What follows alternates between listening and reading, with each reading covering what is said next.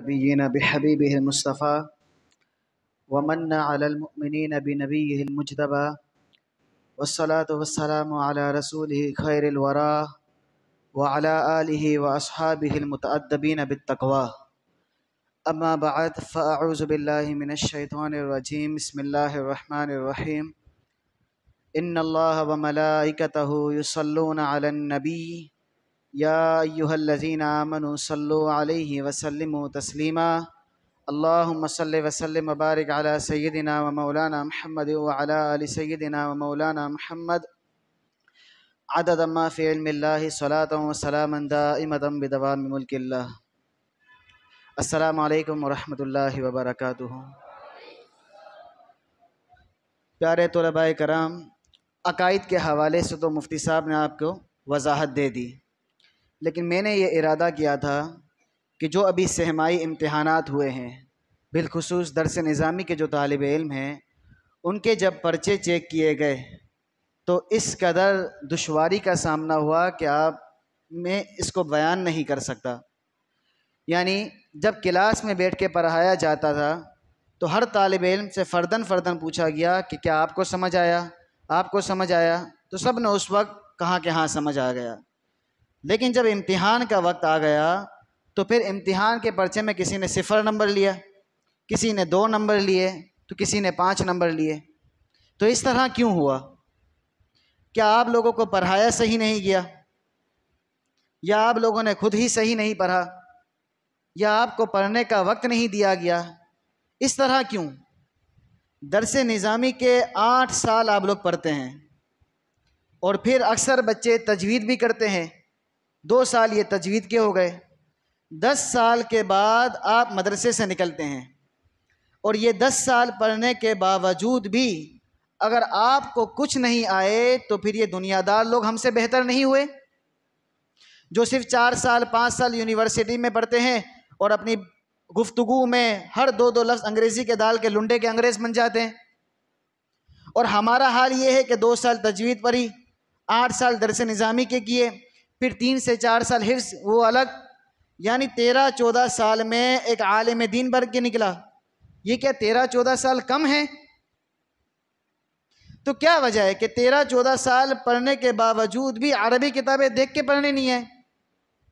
چلو تکلم ایک الگ چیز ہے، یعنی عربی زبان میں بات چیت کرنا یہ ایک الگ مسئلہ ہے کہ ایک ماحول نہیں مل پاتا، لیکن عربی زبان پڑھنے تو آنی چاہیے. وہ سیغے، وہ الفاظ، وہ باتیں جو اولیٰ کے طالب علم کو پڑھائی جاتی ہے، وہ 5ویں-6 سال کا بچہ کیوں نہیں بتا پا رہا ہوتا؟ اس کی کیا وجہ ہو سکتی ہے؟ اس کی وجہ یہی ہے کہ ہم محنت نہیں کرتے.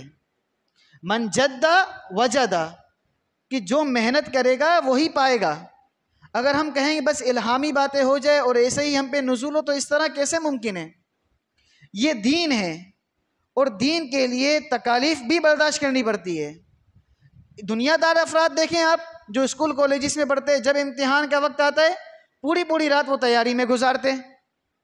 لیکن ہم طالب علم مدرسے والے، ہاں بھائی کل تیاری کتنے کی؟ 1 گھنٹہ بیٹھ گئے، آدھا گھنٹہ بیٹھ گئے، بس یہ تیاری کر لی اور اگلے دن منہ اٹھا کے پیپر دینے آ گئے. اور پھر ایسے ہی بیٹھے ہوئے تو جس طرح پرچے میں سوال لکھا ہوا ہے اسی کو کاپی میں اتار رہے. اور بعض طالب علم تو واقعات لکھ رہے کہ امام حسن رضی اللہ تعالیٰ عنہ کا یہ واقعہ ہے، امام حسین رضی اللہ تعالیٰ عنہ کا یہ واقعہ ہے. نحو کا پیپر ہے، اس میں امام حسین صاحب کا واقعہ لکھ رہے. نحو کا پیپر ہے، امام حسن صاحب مبارک کا واقعہ لکھ رہے. یہ سب چیزیں اچھی ہے، لیکن جو ضروریات ہے وہ تو یہ ہے. اگر ہم یہ سیکھ کے باہر نکلیں گے اور پھر جب کسی بد مذہب سے مکالمہ ہوگا تو ہم اس کو کیا جواب دے پائیں گے؟ وہ تو یہی کہے گا نا کہ تم نے کیا 10 سال جھک مارے؟ 10 سال مدرسے میں پڑھا، اس کے باوجود کچھ نہیں آیا. اگر کوئی طالب علم محنت کرتا ہے، یعنی وہ کوشش سے اسباق کو پڑھتا ہے، پھر بھی اگر اس کو سبق یاد نہیں ہوتا تو کوئی مسئلہ نہیں، انشاءاللہ العزیز اللہ تعالیٰ اور اس کے حبیب علیہ السلام کا ضرور کرم ہوگا. لیکن کوشش تو کرے. اگر آدمی کوشش ہی نہیں کرے اور پھر کہے کہ بس مجھ پہ کرم ہو جائے، تو یہ کیسے ممکن ہے؟ کوشش پہلے کرنی پڑتی ہے. آپ کوشش کرے، عبارتیں پڑھنے کی کوشش کرے، اور پھر خصوصی طور پہ جو ہے نا انشاءاللہ العزیز اللہ رب العزت کا خاص کرم ہوگا۔ اور بعض طالب علم کہتے ہیں کہ ہم یاد کرنے بیٹھیں گے بھی تو بھی ہمیں یاد نہیں ہوگا، ہمارا حافظہ کمزور ہے۔ تو کوشش کریں، اگر پھر بھی یاد نہ ہو تو پھر اللہ تعالیٰ سے دعائیں کریں، اور کوشش کرنے کے ساتھ ساتھ اللہ سے دعا بھی کرے کہ اے اللہ میں تو ایک ضعیف سا شخص ہوں، میں ایک ناقص شخص ہوں، تو علم دین اس کو عطا کرتا ہے جس سے تو بھلائی کا ارادہ کرتا ہے، اے اللہ تو مجھے بھی بھلائی عطا فرما۔ اور پھر جس کتاب کا ہم مطالعہ کر رہے ہو، بالخصوص اس کتاب کے مصنف کی کوئی بات سمجھ میں نہ آئے، اگر وہ صحیح العقیدہ مصنف ہے تو 1 مرتبہ سورۃ الفاتحہ اور 3 مرتبہ سورہ اخلاص پڑھ کے اس صاحب کتاب کی روح کو ایصال کر دے، اور پھر اس کی برکت سے اس مصنف کی خصوصی نظر ہوگی، اور بیداری میں یا خواب کے ذریعے جو ہے وہ مسائل حل ہو جائیں گے، اور ایسا ہوگا۔ لیکن کون؟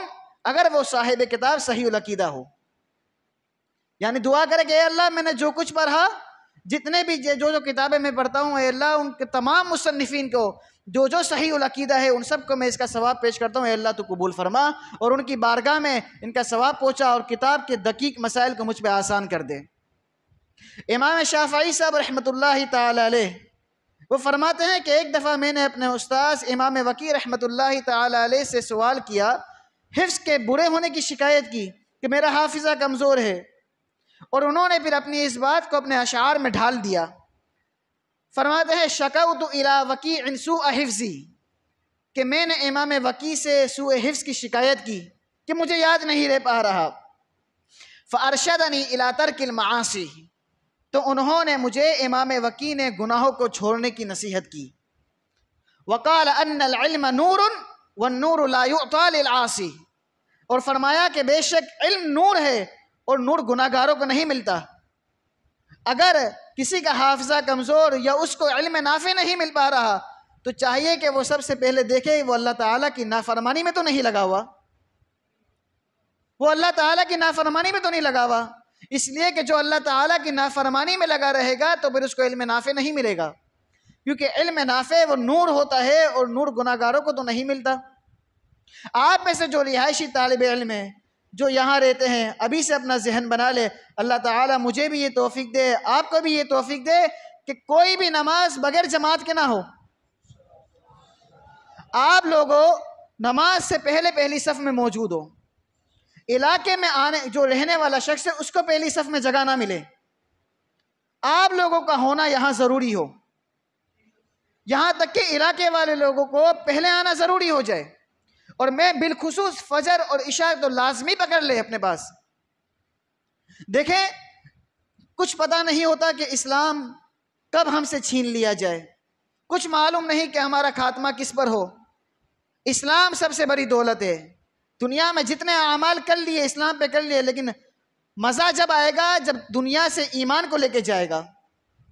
کیا معلوم علیہ باللہ وہ نفاق کی حالت میں مر جائے، کیا معلوم وہ شرک کی حالت میں مر جائے، کچھ پتہ نہیں اللہ رب العزت کی خفیہ تدبیر کیا ہو۔ تو آپ علیہ السلام نے ارشاد فرمایا، جس کا مفہوم یاد رکھیے، جو منافق ہے جو مشرک ہے وہ اللہ تعالیٰ اور اس کے حبیب علیہ السلام کے دشمن ہیں۔ کیا ہم یہ چاہیں گے کہ ہمارا شمار اللہ تعالیٰ اور اس کے حبیب علیہ السلام کے دشمنوں میں ہو؟ بالکل نہیں چاہیں گے نا۔ تو اللہ کے حبیب علیہ السلام نے ہمیں ایک اتنا بہترین عمل بتایا کہ جس کی وجہ سے ہم نفاق سے بھی بچ سکتے ہیں اور شرک سے بھی بچ سکتے ہیں۔ حضور اکرم صلی اللہ تعالی علیہ وآلہ وسلم نے ارشاد فرمایا، جس کا مفہوم ہے من شہد الفجر والعشاء فی جماعت، کہ جو فجر اور عشاء میں جماعت میں شریک ہوا، کانت لہو براءتان، تو اس کے لیے 2 بیزاریاں ہوگی، اس کو 2 انعامات ملیں گے، براءۃ من النفاق و براءۃ من الشرک۔ ایک اس کو انعام تو یہ ملے گا وہ نفاق سے بری ہو جائے گا، اور ایک انعام اس کو یہ ملے گا کہ وہ شرک سے بھی بری ہو جائے گا۔ یعنی جو شخص فجر اور عشاء کی نماز جماعت سے پڑھے، جو جماعت سے پڑھے، اس کو یہ انعامات ملیں گے۔ اور معلوم نہیں ہوتا کہ آدمی کب منافق مر جائے، تو اس سے اچھا یہ نہیں کہ وہ فجر میں جماعت میں حاضر ہو جائے، جو عشاء میں جماعت میں حاضر ہو جائے۔ رہائشی طالب علموں کو تو بہت زیادہ ضروری ہے، ان کا تو رہن سہن ادھر ہی ہے، اور ان کو تو اٹھایا بھی جاتا ہے۔ تو اب تحیہ کر کے اٹھیے گا یہاں سے کہ فجر، بالخصوص فجر اور عشاء، یوں تو ساری نماز ہے، وہ کہاں پڑھیں گے؟ پہلی صف میں آ کے پڑھیں گے انشاءاللہ، انشاءاللہ العزیز۔ اور جماعت نہیں چھوٹے گی، ایک جماعت نہیں چھوٹے گی۔ اور پھر نماز پڑھنے کے بعد ہم اللہ تعالیٰ سے دعا بھی کریں گے کہ اے اللہ تو ہمیں علم نافع عطا فرما، اے اللہ تو ہمیں علم نافع عطا فرما۔ امام نصفی صاحب رحمۃ اللہ تعالیٰ علیہ اتنے بڑے مصنف گزرے ہیں، اتنے جلیل القدر عالم گزرے ہیں، ان کی تصانیف اتنی مشکل ترین تصانیف میں ان کا شمار ہوتا ہے کہ اس کو پڑھانے کے لیے بسا اوقات اساتذہ نہیں مل پاتے، اس قدر مشکل کتابیں ان کی ہوتی ہے۔ یہ جب پڑھتے تھے نا اس وقت یہ کند ذہن تھے، جو طالب علم اگر پڑھ نہیں پاتا وہ کمزور ذہن والا ہے، وہ مایوس نہ ہو، وہ کوشش کرتا رہے۔ تو امام نصفی صاحب کمزور ذہن کے حامل تھے، لیکن وہ پڑھنا کبھی نہیں چھوڑتے تھے، کوشش کرتے رہتے تھے، کوشش کرتے رہتے تھے، ہمیشہ کوشش کرتے رہتے تھے۔ اس کے باوجود ان کو سبق یاد نہیں ہوتا تھا۔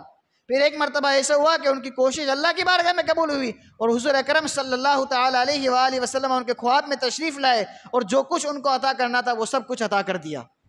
پھر جب اگلے دن کلاس میں داخل ہوئے تو ان کے استاد صاحب کہتے ہیں کہ اب تم کل والے نہیں ہو، اب تم بدل گئے ہو۔ تو کوئی مایوسی کی ضرورت نہیں، بس کم از کم اتنا آپ مطمئن کر دے کہ استاد صاحب میرے سبق یاد کرنے کی کوشش کی ہے، میرے سبق یاد کرو، جھوٹ نہیں ہو اس میں بالکل جھوٹ نہیں ہونا چاہیے، جھوٹوں پر اللہ کی لعنت ہے۔ طالب علم کیا جھوٹ بولتے ہیں؟ ملا جیون صاحب رحمۃ اللہ تعالی علیہ ہندوستان کے تھے، اور بادشاہ کے دربار میں ان کا بڑا اثر و رسوخ تھا، بادشاہ ان کو بہت اچھا مانتے تھے، اور بادشاہ کے بیٹے عالمگیر کی تربیت بھی ملا جیون صاحب رحمۃ اللہ تعالی علیہ فرماتے تھے۔ ایک دفعہ بچوں نے کہا چلو استاد صاحب سے جو ہے تھوڑا مذاق کرتے ہیں، اور کہنے لگے کہ استاد جی وہ ہندوستان میں جو ایک فلاں جگہ پہ ایک پل ہے نا، حکومت نے یہ ارادہ کیا ہے کہ اس پل کو اٹھا کے کسی دوسری جگہ کو منتقل کر دیں گے، اور جو راستے کا انتخاب کیا ہے اس راستے میں ہماری مسجد پڑتی ہے، کہیں ایسا نہ ہو کہ وہ پل ہماری مسجد کے اوپر سے لے جائے اور وہ پل اللہ نہ کرے گر جائے اور ہماری مسجد جو ہے لیاذ باللہ تباہ ہو جائے۔ تو لہٰذا بادشاہ کے دربار میں جائیے اور ان سے فرما دیجئے، آپ کی بات وہ بڑی مانتے ہیں کہ وہ پل کے منتقلی کے لیے کوئی دوسرا راستہ کا انتخاب کرے اور اس راستے کو چھوڑ دے۔ انہوں نے کہا اچھا میں بادشاہ کے دربار میں چلے جاتا ہوں۔ بادشاہ کے دربار میں گئے، کہنے لگے کہ سنا ہے کہ آپ کا یہ ارادہ ہے، تو لہٰذا اگر آپ کا پل کی منتقلی کا ارادہ ہے تو آپ جو ہے راستے کو بدل دیجئے، آپ ہمارے مسجد والا راستے کا انتخاب نہ کیجئے، ایسا نہ ہو کہ ہماری مسجد تباہ ہو جائے اور علم دین کا جو ایک بیش بہا سمندر جو بہہ رہا ہے وہ رک جائے۔ بادشاہ کہنے لگا حضرت کیا ہو گیا ہے، آپ بچوں کی باتوں میں آ گئے، ہم پل کو کیسے منتقل کریں گے ایک جگہ سے دوسری جگہ؟ وہ بچوں نے تو آپ سے مذاق کیا ہے، کیا یہ بات عقل میں آتی ہے کہ ہم پل کو منتقل کریں اٹھا کے؟ اس وقت کے حساب سے انہوں نے کہا، اس وقت اتنی ٹیکنالوجی نہیں تھی، تو کہنے لگے کہ بالکل یہ بات ذہن میں نہیں آتی، لیکن میرے پاس جو پڑھنے کے لیے بچے آتے ہیں وہ مسلمانوں کے بچے ہیں، تو لہٰذا یہ بات میرے ذہن میں نہیں آتی، عقل اس کو تسلیم نہیں کرتی کہ پل کو منتقل کیا جا سکتے۔ لیکن اس سے بھی زیادہ حیران کن بات یہ ہے کہ مسلمان کے بچے جھوٹ بولے۔ میں اس بات کو تو تسلیم کر سکتا ہوں کہ پل کو ایک جگہ سے دوسری جگہ منتقل کر دیا جائے، لیکن میں اس بات کو تسلیم نہیں کر سکتا کہ مسلمانوں کے بچے جھوٹ بولے۔ مسلمان کے بچے کبھی جھوٹ نہیں بولتے، یاد رکھیے گا، جھوٹ بالکل نہیں، جو بات ہے اپنا استاد کو بتا دے مجھے سمجھ میں نہیں آیا، اور ایسا نہیں مروت کا خیال کرے نہیں یار میں بار بار بولوں گا، استاد نے ایک دفعہ سمجھا دیا پھر دوسری دفعہ سمجھا دیا پھر بھی مجھے سمجھ میں نہیں آیا تو چلو میں ہاں بول دوں۔ مت بولے ہاں، آپ جب تک آپ کو سمجھ میں نہیں آئے تب تک آپ بار بار پوچھتے رہیں، لیکن سمجھنے کی کوشش بھی کریں، ایسا نہ ہو کہ خود یہاں بیٹھے ہو اور آپ کا دھیان جو ہے کہیں اور ہو۔ اللہ تعالیٰ سے دعا ہے اللہ تعالیٰ اپنے حبیب علیہ السلام مبارک کے صدقے اپنا خصوصی فضل و کرم فرمائے، اپنی رضا اور اپنے حبیب علیہ السلام کی رضا نصیب فرمائے۔ اللہم صلی وسلم وبارک علی النبی المصطفیٰ۔